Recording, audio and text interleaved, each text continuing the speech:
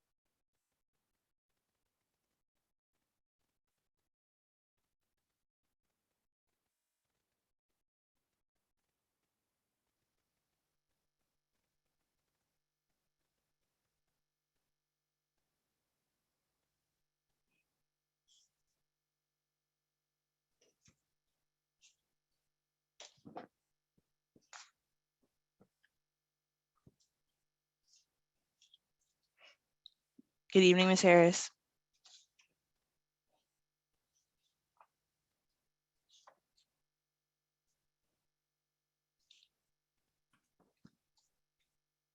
See, you made it, Susan.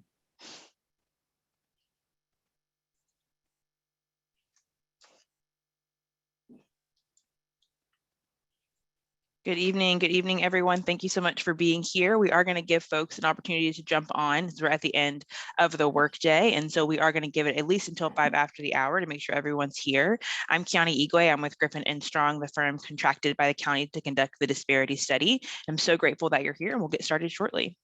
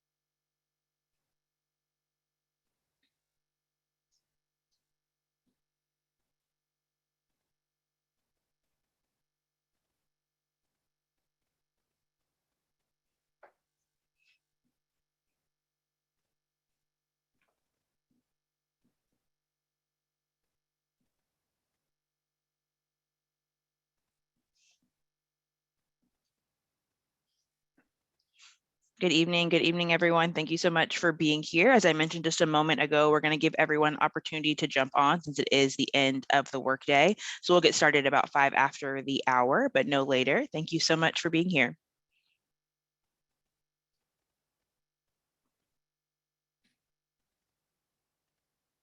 Hi, Mr. Carnell. Hey, good afternoon, David. How are you, sir? All right, glad the Water Authority could join us. Yes, sir. Glad to hear about this amazing project you're about to get started on.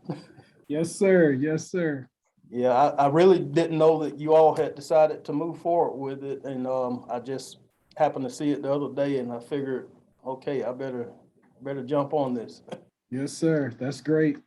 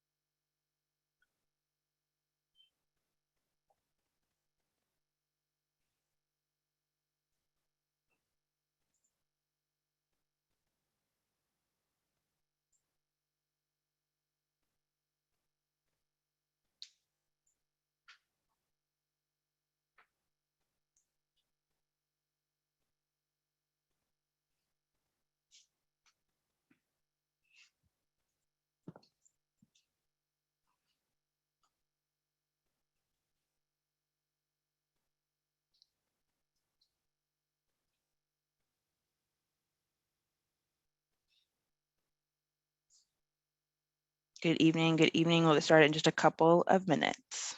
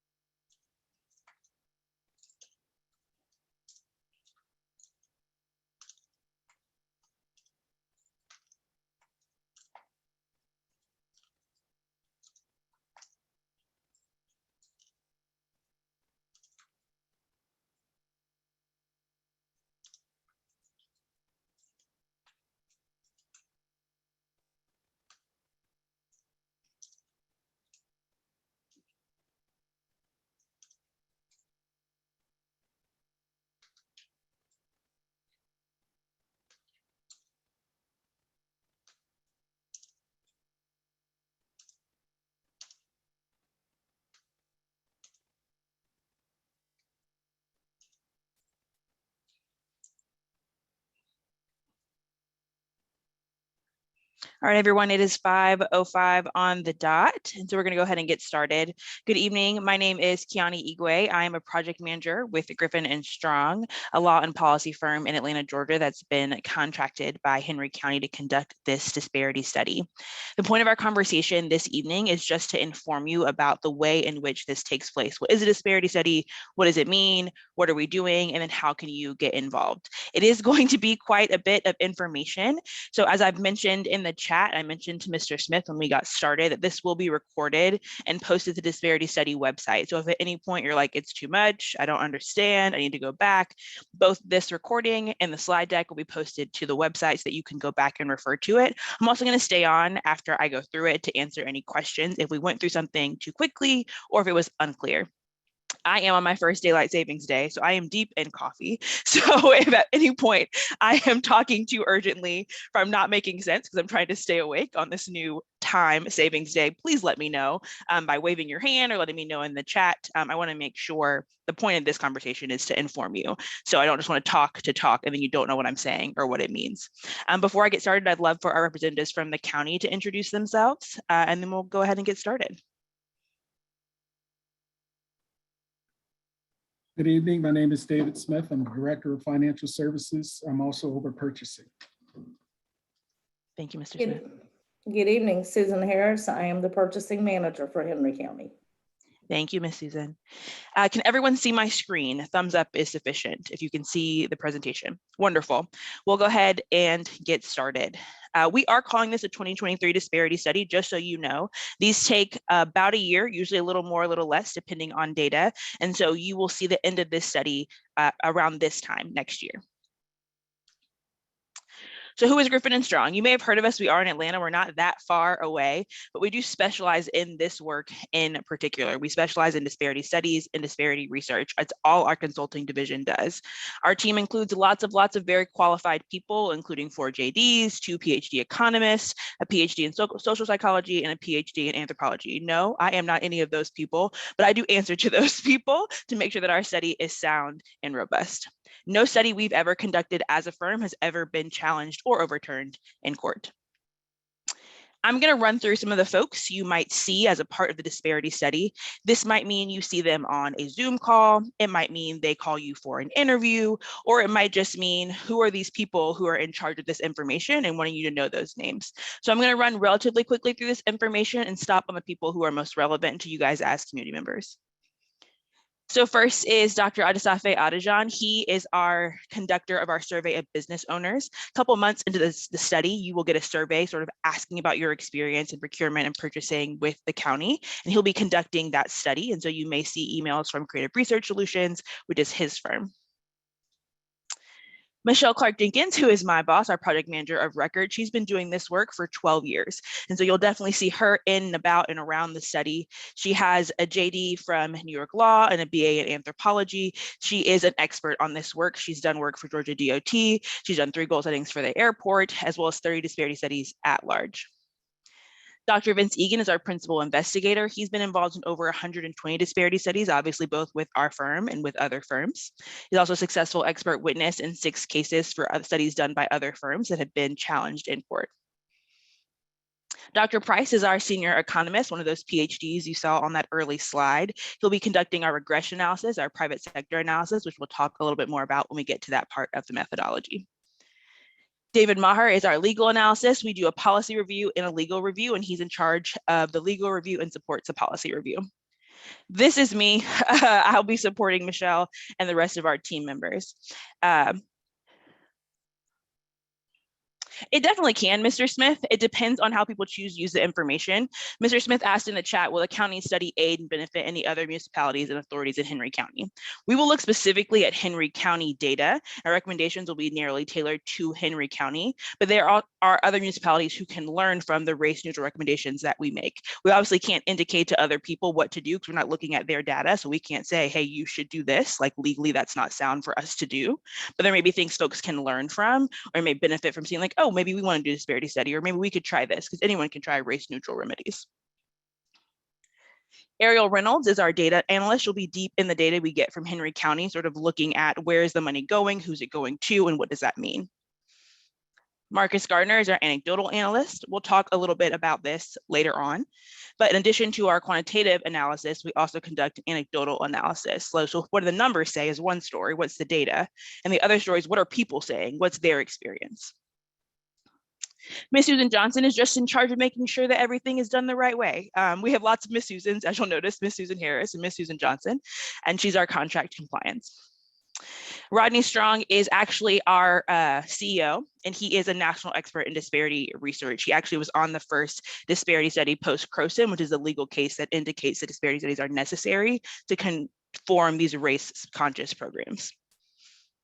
Okie doke. So this is the methodology and approach. What is a disparity study? What does it mean? How do we do it? So it is an objective research tool.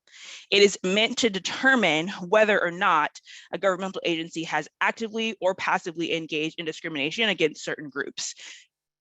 So we define discrimination, not necessarily how we might describe it anecdotally, but discrimination in a disparity study is a combination of looking at quantitative data, so statistical, and then supplemented or supported by anecdotal evidence. We combine that with an examination of policies and procedures and case law.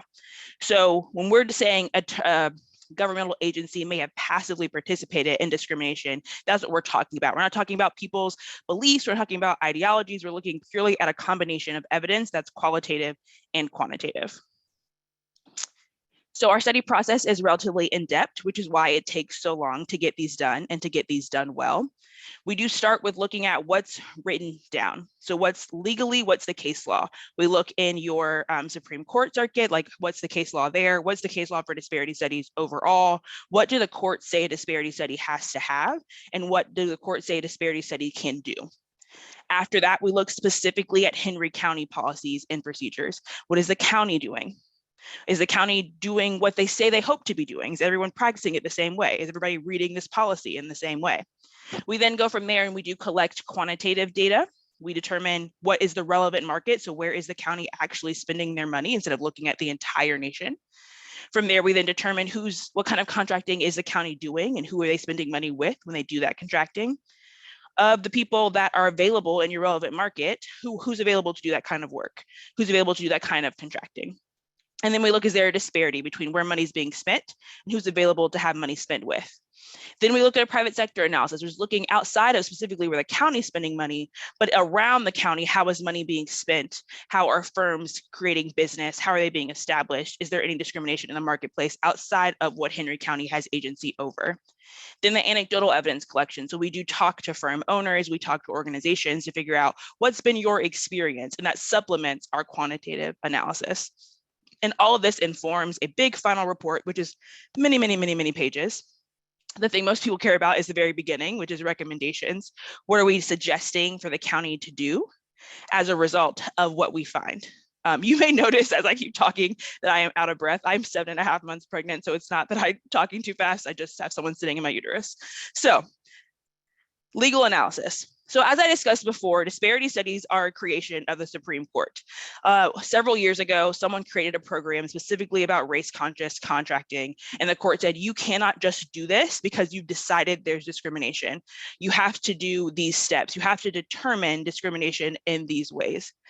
And so both Croson and the following case determined that in order to have a race-based program, so a program at the county that says we have to spend this much money with this racial group, or you have to reach out to this many racial groups, to have a race-specific or a race-based program, you have to have a factual basis in evidence. And the way that evidence has been determined over the course of the case law is this combination of quantitative and qualitative. Someone asked in the chat, how is market defined? We'll talk about relevant market and how we determine what market is defined for each county. We don't just pull it out of a hat. We will talk about relevant market. And then once you have a factual basis, you have to narrowly tailor. So, okay, so here are the facts. Then you have to make sure that whatever you suggest to that jurisdiction, that jurisdiction, in this case, Henry County, decides to do, is specifically coming out of that information. So let's say there's determined to be an over-inclusion of a certain group, then you need to narrowly tailor to that group and not just any and all groups. Like everyone's being over-included, it needs to be specifically tailored to that group. So that comes from Croson. So disparity studies are an objective research tool created by the Supreme Court, since in the Circuit Court of Appeals. They determine sort of what makes a study and what qualifies as a study. So as I talked about, we first look at what's written down. So after we look at that case law, after we talk about Croson, we then look at specifically what Henry County has written down for policies and practices. Is anything as it's written present a barrier to inclusion for MWBEs? Are there anybody who's in charge of implementing these policies and procedures, understanding these differently, implementing them differently, or understanding them differently than they were intended to be used?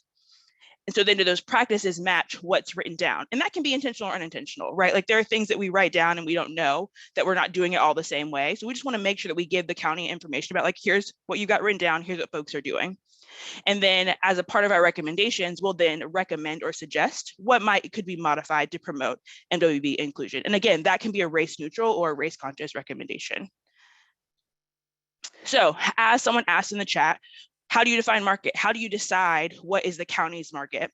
So we are collecting quantitative data from the county. We look at where the county has spent their money over a 5-year period. Market is determined as where are 75% of those award dollars going? So where is 75% of your money being spent? Is 75% of your money being spent in Henry County? Is it being spent in the MSA? Is it being spent in the state? We only look at the relevant market, and that relevant market is defined by where is 75% of your money being spent. We don't want to over-include places where you're not spending money. We also don't want to exclude places that are a big part of where your award dollars are going. So that's how we determine market as far as geography. But then we also look at what are you buying? We don't want to include in your relevant market, my boss says this all the time, hairdressers. If the county's not buying money with hairdressers, we're not going to include those firms in your relevant market. If you're not buying tacos, which you should be, but if you're not buying tacos, right, that's not in your relevant market. So we both look at where are you spending your money and what kind of work are you getting with that money? So we look at both geography and product. I hope, Mr. Cobb, that answers your question. Please let me know in the chat if it does not. So then once we determine relevant market, we then figure out, okay, who are the available firms in this relevant market, in where the county spends 75% of its dollars, who's available to do the work. And we don't just look at any and all firms, who's available to do the kind of work the county is contracting to do. So first we determine the level of contracting done by the county, and we determine the kind of capacity a firm would need to perform as a prime, and determine level of contracting performed by each ethnicity and gender group. And we look at firms on the county's list, on their bidder list, their vendor list, whatever they have available, we look at those. We do also pull third-party lists, like in this case, the Georgia DOT list. And we determine, okay, of all of the firms listed here, who's available to do the kind of contracting Henry County is doing in the relevant market of Henry County. So we've got availability, who's available to do the work. Then who was actually used? Where did the county actually spend its dollars? And we look at that both from prime contractors and subcontractors. So where did the county send their money? And then where did those people send the money they got from the county? So we look at awards, we look at purchase orders, look at payments, whatever is available to us to see where the county's money went. That's how we determine who was used in the specific study period. And then we tried to determine where those folks, those prime contractors, sent that money from the county, what subs were on that project, because that's like the, want to go all the way to the end of the dollar, where did it end up going? And then we just aggregate that by the year and by the study group. So that's like your race, ethnicity, and gender groups. So who's available and then who was used. Once we have who's available to do the kind of work the county does in the places the county does it, and then who was actually used to do the work the county does in the places the county does it, we then compare those. And we compare those to develop what is called a disparity index. We do that for every work category. So we do that for construction, for A&E, for every work category, we compare who's available against who was used. And then we separate it by year and study group. And that gives us our disparity index. Now, we might find disparities, we might not, but just a disparity may not mean anything. We then have to determine, is that disparity statistically significant? So we compare them to get our disparity index, we separate them by year and study group, and then we determine if those disparities, if they do exist, which they may or may not, are statistically significant. So that's a big part of our quantitative analysis. Another thing we do, which is another thing determined by the court, is okay, maybe there is a statistically significant disparity. How do we determine if that's purely the county or if it's a part of the marketplace, an issue in the marketplace? So we then look at, is there discrimination, as we defined it earlier, the quantitative and qualitative, outside the county's procurement? So in the Henry County marketplace, is there discrimination? We look at self-employment, credit market, loans, building permit data. A lot of that comes from that survey of business owners you will get invited to do in a couple of months. And can these be explained by facts that are not race, ethnicity, and gender? Can they be explained by other factors? Maybe it's firm capacity, maybe it's how long the firm's been around. Are there other things that could explain it besides race, ethnicity, and gender? We do that regression analysis. So even if a disparity is discovered, we want to determine if that disparity can be assigned reasonably and statistically to race, ethnicity, and gender. This is our private sector analysis. So after all of that, that's our quantitative analysis. But as we discussed, discrimination is defined as a combination of quantitative and qualitative evidence. So once we have that quantitative evidence, we then want to hear from y'all as community members. We've got numbers that tell one story and then the stories that tell another. And so we do quite a bit of anecdotal evidence gathering throughout the course of the study. We'll start here with our informational meeting. That's this, you're already doing it, and we're so grateful you're here. Throughout the course of the study, we will also randomly choose firms to participate in one-on-one interviews, or we'll ask about their experiences with Henry County. There'll be a survey of business owners that goes out to any and all vendors we can get access to who are in that marketplace, who do the kind of work that Henry County does, to ask specific questions about their experiences in the marketplace and with Henry County in particular. We will host public hearings. So we'll ask people to come and tell us about their experiences. Ms. Dawson, I'll get your question in just 1 second. We'll host focus groups or randomly selected smaller groups based on study groups, asking folks specific race, ethnicity, and gender groups about their experiences. We'll reach out to sort of your chambers of commerce, your NAACPs, local organizations who can tell us about their experiences with Henry County. And then we'll talk a little bit at the end. We do have an email just for this study to collect comments across the course of the study so that we can hear from folks who may not want to talk on a Zoom call, or maybe can't get access to a Zoom call because you've got 8 different tiny humans in the background of your Zoom call. So want to give everybody the opportunity to provide comment for the anecdotal evidence gathering. So absolutely, Ms. Dawson, if a disparity is discovered, that is part of what informs our recommendations and findings. So Ms. Dawson asked in the chat, will there be any consequences if there is a disparity? What's the purpose? How will it change how business is done in the future? So our job as the firm is to collect all this data, quantitative, qualitative, and then provide recommendations based on what we find. If we were to find a disparity, we would provide recommendations from our best practices over our several years as a firm doing disparity studies about the ways in which procurement practices can be improved to include NWBEs. We then provide those recommendations to the county. The county then decides what to do with those recommendations. If most of our recommendations will be specific to MWBE inclusion, they all will be. What they decide to do with them will be up to the county and up to you as community members to hold them accountable, right? You should know when this ends and then to ask them, okay, what are you going to do with those recommendations? So that should change the way business is done if there is a disparity indeed found. We'll also make just best practices suggestions if there's not disparity found. Okay, we didn't find a disparity, but here are some ways that procurement could be changed. Maybe the way you collect data, maybe the way you communicate with your firms based on what we hear from this anecdotal evidence. And so recommendations are intended to be implemented as policy, and that policy should be different than what already exists, whether or not there is a disparity, because our goal is to include procurement and purchasing for Henry County no matter what we discover. Study outcomes. Oh, great. What a beautiful segue. So at the end of all this information, we will give Henry County an executive summary. So like a much smaller than this big report we're talking about putting together, a summary of what we've discovered. And then based on what we've discovered and what we know about procurement and purchasing, here are some recommendations. Here are some best practices. Here are some new ways you could approach this. Here's what we've learned across the country about ways this could be improved. Here's based on what we're hearing from your firms and from your community, what they would like to see, some things you could try. And so we will provide race and gender neutral. We'll do that regardless.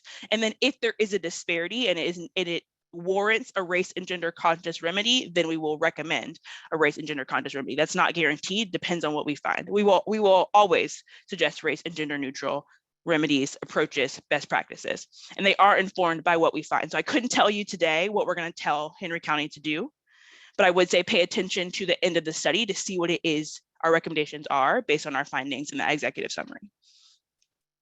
So if you're really invested in this, which I assume you are as you are spending time after your workday to be on a Zoom call and listen to a stranger talk, we would love for you to get involved. We would love for you over the course of the study to stay connected to the study. And there's a couple of ways you can do that.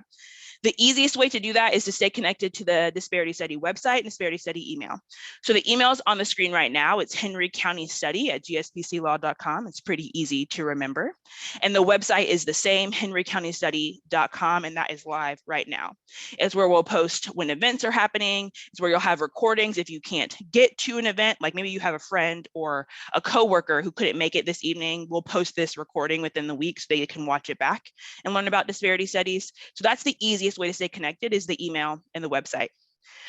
Another way that's really helpful to us is that anecdotal data collection. So if you're contacted for anecdotal interviews by someone from our firm or a sub-consultant, then you would respond and try to participate. If you get that email for a survey of business owners, which if you're here, you're gonna get that email to participate in that survey of business owners. So we have as many people communicating and responding as possible. We don't want to get like the same 6 firms responding to everything. If you're contacted for a focus group, right, to participate in that focus group, to attend the public hearings, to invite your friends to come to public hearings and provide your input when asked, so you don't have to stare at my face for 30 minutes while we sit in silence. The best way you can get involved is to show up and to use your voice. We want to hear from you. While we are in Atlanta and we're close by, we're not in Henry County and we haven't determined the relevant market. And so we want to make sure that what we discover, what we find, what then informs our recommendations is really narrowly and accurately aligned to the actual experience in Henry County. And the only way we know that is if you tell us. So we are as a firm on Facebook and LinkedIn and Twitter and all the places, but for this specific study, henrycountystudy.com is going to be the best place to get information. Ms. Dawson, I actually don't know what prompted the study. That would be a question for our county representatives. We have a question about what prompted this study. That would be a question for our county representatives about how they got to this point. But before we get to that, I want to just give you the project timeline so that you can hold your county representatives accountable and know when to be on the lookout for these findings and recommendations. We will start with our data assessment, which we've already done, looking at the legal, that case law as we discussed, and the informational meetings, and launch the website. All of that's already happened. You're at the informational meeting, the website is launched. We'll move this summer into looking at policies and procedures and collecting data from Henry County so that we can do that quantitative analysis as we discussed. The survey of business owners will happen in the fall. So that's when you should be on the lookout, maybe when school starts back, for that survey of business owners. We'll be asking about your experiences with Henry County and in the marketplace and preparing databases to give back to the county. Our anecdotal evidence, so those one-on-one interviews, the focus groups, the public hearings, that'll be sort of in the winter of this year, looking at around the holidays. And then we'll be giving back a study report, a final study, presenting the study with findings, recommendations around this time, if not a little earlier, a little later next year. So just so you know sort of what we're looking at as far as the project timeline. That's all the information I have for you this evening. I know it did go relatively urgently. I tried my best to go slowly, and no one told me to slow down as I asked you to. But we'll open this time now up for questions. But before I continue, I do want to remind you that this recording will be available on the website. So if you do have questions that come up later, you want to watch it back, if at some point you get an email about this study and you sort of forgot, why do they care about this? Why are they asking for this information? You can go back and watch it. But I'm really grateful you were here this evening and that we got to share with you what we're doing.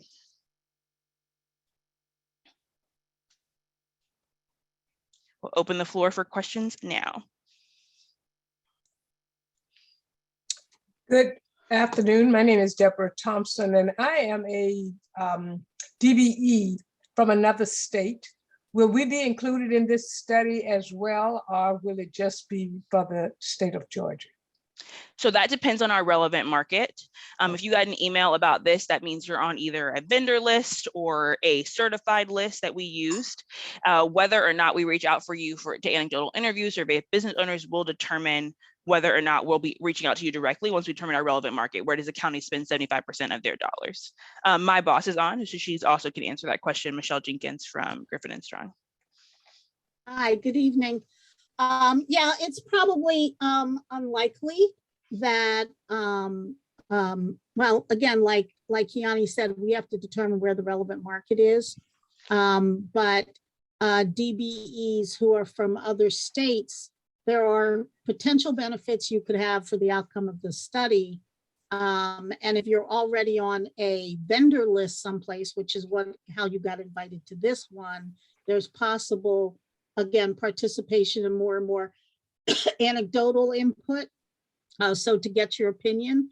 So it won't be determined until we get that far. But I will tell you that generally with counties, in terms of where their spend is, typically, except for goods, don't typically go outside of the state, particularly when you have a large metropolitan area like Atlanta. So it is unlikely, unless you are selling a tangible good, that whatever programmatic types of programs come out would likely go that far. But that doesn't mean there won't be some benefits to firms, particularly if you're a DBE and the county is a subrecipient. Thank you.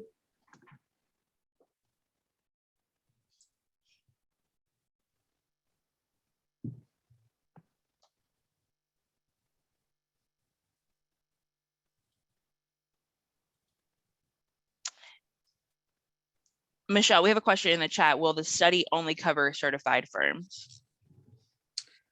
So the availability analysis will only cover certified firms. Other parts of the analysis, because again, we want to see how the purchasing processes affect all firms based on race and gender, whether you're certified or not. But when we count ready, willing, and able firms, we're only counting as minority or women, those firms are certified, because that's the only way we know that they actually are owned and controlled by minority or women, is because they're certified. But non-certified firms, or any firms, are welcome to participate in telling us. Part of the things we ask in anecdotal are things like, if you're not certified, why aren't you certified? Where are the barriers? What is it that prevents you? If you're not registered to do business with the county, why not? So we ask a lot of why not questions that help us to provide little bit of a needs assessment.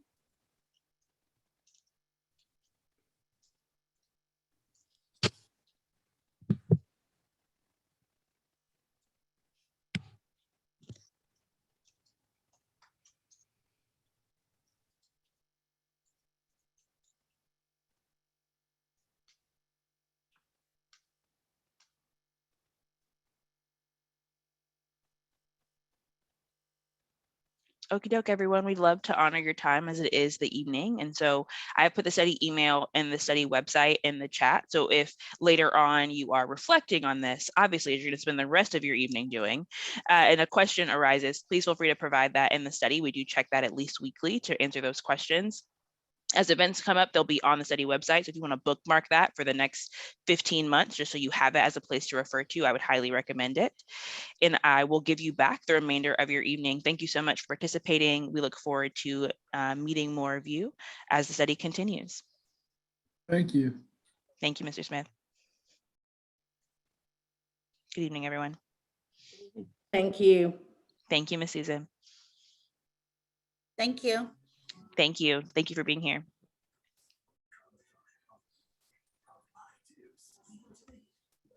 Thank you, sir. Thank you for being here.